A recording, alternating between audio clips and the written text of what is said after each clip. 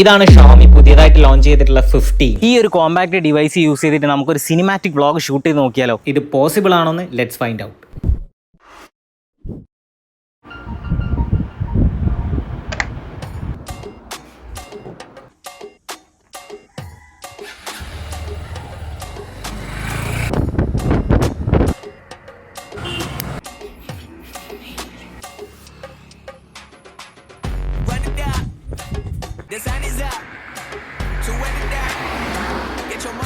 Early മോർണിംഗിലാണ് ഈ videos എല്ലാം shoot ചെയ്തത്. എന്നിട്ടും ലോ ലൈറ്റിലായിട്ട് കൂടി ഈ ഒരു ഡിവൈസിന്റെ ക്യാമറ നല്ല രീതിയിൽ പെർഫോം ചെയ്യുന്നുണ്ട്. ഈ ഒരു ഡിവൈസ് ലൈക്കയുമായിട്ട് കോ എഞ്ചിനീയർ ചെയ്തിട്ടാണ് ഇറക്കിയിട്ടുള്ളത്. ഇതിലെടുത്ത കുറച്ച് ഫോട്ടോ സാമ്പിൾസ് കൂടി നോക്കാം.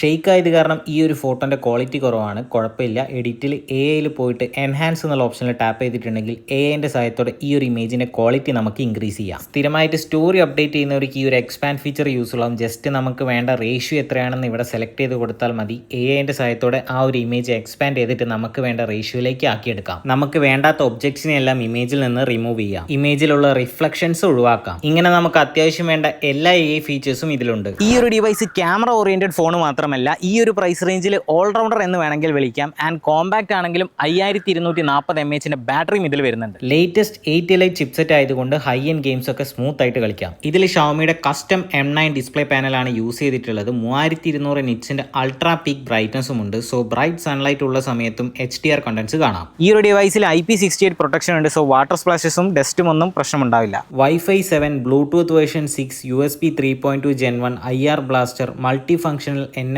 ഡോൾബി അറ്റ്മോസ് സ്റ്റീരിയോ സ്പീക്കർ, ഇങ്ങനെയുള്ള അത്യാവശ്യം വേണ്ട എല്ലാ ഫീച്ചേഴ്സും ഇതിലുണ്ട്. സോ ഈ ഒരു ബഡ്ജറ്റിൽ നിങ്ങളൊരു ഡിവൈസ് നോക്കുന്നുണ്ടെങ്കിൽ Xiaomi 15 നല്ലൊരു ചോയ്സ് ആണ്. MyG ആൻഡ് MyG ഫീച്ചറിൽ ഇപ്പോൾ Xiaomi 15 അവൈലബിൾ ആണ്.